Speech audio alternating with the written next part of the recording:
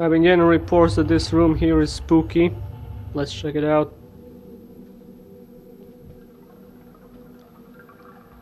Seems pretty spooky so far, you know, because the lights are off and all that. No man, socks are fucking scary. Oh no, something's gonna jump out at me. I'm gonna get like super startled. Oh man, look at that, that's fucking some creepy shit, man. Yeah, that was a fluke. There ain't no spooks here. Oh, it's me. Wait, what was that? What was that? What? Could have been something scary. Oh Jesus!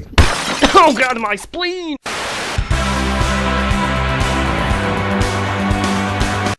One night I was really tired of being an unproductive member of society the entire day, so I did the only logical thing and played some CUBICS. This is not a Legacy of the Ruthless video, but I still have quite some shit to say about this archetype, so here I won't be wasting both mine and your time by reading the gargantuan effects of these things, because I really can't be asked, so I recommend that you at least get acquainted with the archetype before actually watching this. So let's start with Vijam. He is not a cube.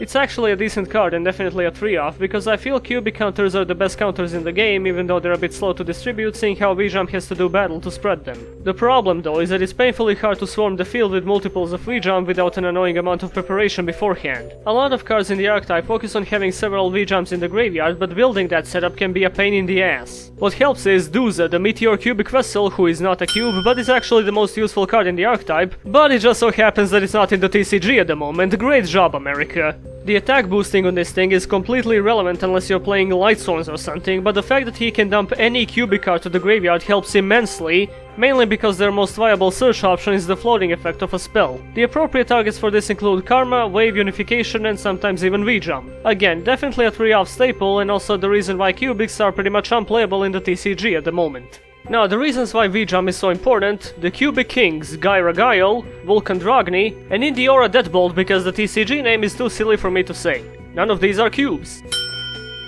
The primary theme with the Kings is that they deal an amazing amount of 800 burn damage when summoned and gain some worthless attack points considering their summoning conditions. Gyra Guile is funny when you burn someone for game with it. I don't think I summoned Vulcan more than twice or ever actually did anything relevant with him, and the only reason why Indiora was ever useful was reviving 3 Vijams and fetching things back every time it died. The reason why the Vijam summoning condition on these things is for them to do battle as opposed to actually destroy a monster is obviously due to their minuscule attack, and while it can be useful if the opponent is controlling defense position monsters, more often than not, the Kings are just gonna get ran over. I just run one of each and it seems to work out decently. What I also run as one-offs are the Cubic Beasts, Dark Garnex, Blade Garudia, and Buster Gundeel. There's no cubes.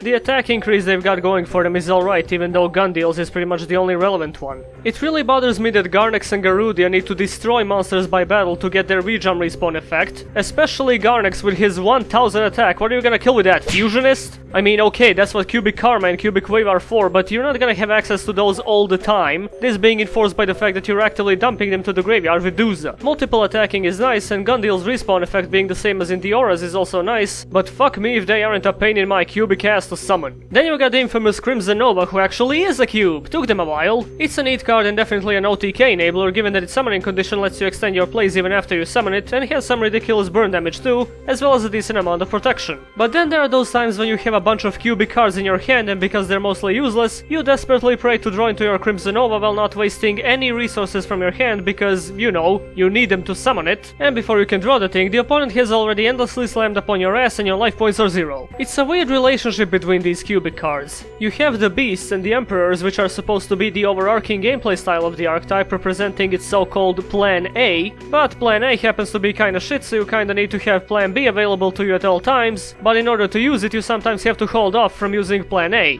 Crimson Nova Turbo definitely sounds like an idea, but given its summoning conditions, that inevitably just turns into regular pure CUBICS. But then there's also Plan C! Crimson Nova Trinity, the Dark Cubic Lord. Oh look, there's a cube. Huge beater, pretty good protection, basically wins games, for some reason it also mitigates burn damage, and on top of it all it makes Crimson Nova searchable by fusion conscription. The only problem is that it's rarely ever summonable, seeing how their fusion card is a trap and the materials are specifically 3 Crimson Novas, which together could potentially be more useful than Trinity. You could probably try and make a build to turbo this thing out, but again, a large chunk of that deck is just gonna be CUBICS again. Anyway, they have 10 monsters, of which only 2 have cubes on them. Why did the TCG call them CUBICS then? Was the name Hawkeye too spooky?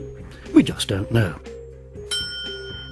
Cubic Karma and Cubic Quave are the archetypes 2 spells, and they're also the 2 things that enable the lower level beasts and emperors to actually destroy things by battle. Karma is arguably better because not only does it fill up the grave with V-Jumps while boosting your monster's attack, but you can also banish it from the graveyard to search out any cubic monster, which works very well in combination with Duza. To add to this, the effect is also not even once per turn, so you can make multiple searches in one turn if you happen to be able to dump several karmas to the graveyard. The life point halving effect seems neat, but it's pretty much limited to Gandil or Indiora getting destroyed during your opponent's turn, so it's not very relevant. Wave's attack manipulation is pretty good given that it's able to permanently boost Crimson Nova to an insane 6000 attack, even though it depends on the opponent controlling a monster. Its graveyard effect of banishing itself along with a cubic to place a counter on an opponent's monster is also pretty admirable, but I really wish it was a quick effect because it would make the card so much better. I just wish these 2 were more searchable, and while Foolish Burial of Belongings makes the deck ridiculously more playable than it used to be, it really only helps with the graveyard effects, and even though they're very good, sometimes you just really need that attack boosting. Karma is without question a 3-off, and while I do run 3 wave, I can understand if you would want to run 2. Unification of the Cubic Lords has the first effect, which simply fuses the 3 Crimson Novas into Trinity, but I really wish it could also banish them from the graveyard for the fusion, because once you lose one of these, it's barely retrievable. The graveyard effect of special summoning a level 4 or lower cubic monster from your hand or deck when a cubic leaves the field is alright. You can slightly build up your field with this after tributing a monster for a beast or a king, or give yourself some protection after your monster is destroyed, seeing how Unification makes the monster it summons indestructible during that turn. It's a fair amount of utility and a decent Duza target, and while the primary effect being limited to fusion kinda bothers me, I feel it's still worth running at 3, mainly to help you get to Trinity faster.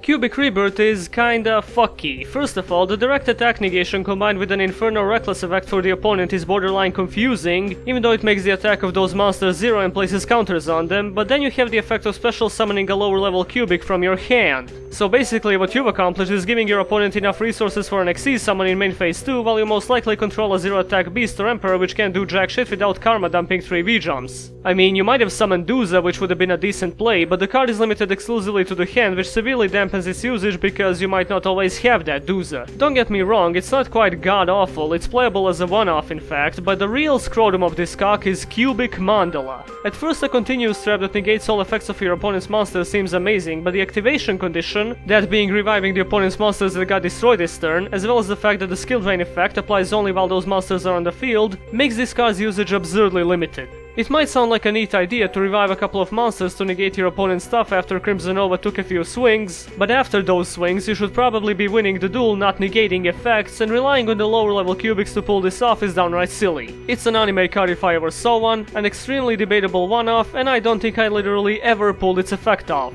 I'd say the biggest strength of this archetype is that your opponents, more often than not, just cannot be bothered to repeatedly read the cubic artifacts that rival the length of the objectivism speech at the end of Atlas Shrugged, therefore you have some initial advantage unless your opponent is patient enough to do a cubic field study during the duel. For an archetype with this amount of variety in its effects, even though they're still fun to play, cubics are almost disgustingly linear once you get to the bottom of things. Summon, dump, search, special summon, swing, burn, or alternatively you can focus on kings and beasts, but other than repeatedly attacking and summoning V-jumps, there's really not much to the whole thing. Know in advance that the replays you're about to see are heavily cherry-picked and are most certainly not from a pro cubic player or anything, but they display a fair amount of the deck's potential, as well as people mindlessly running into V-jumps and getting confused about their monsters not working. Have fun!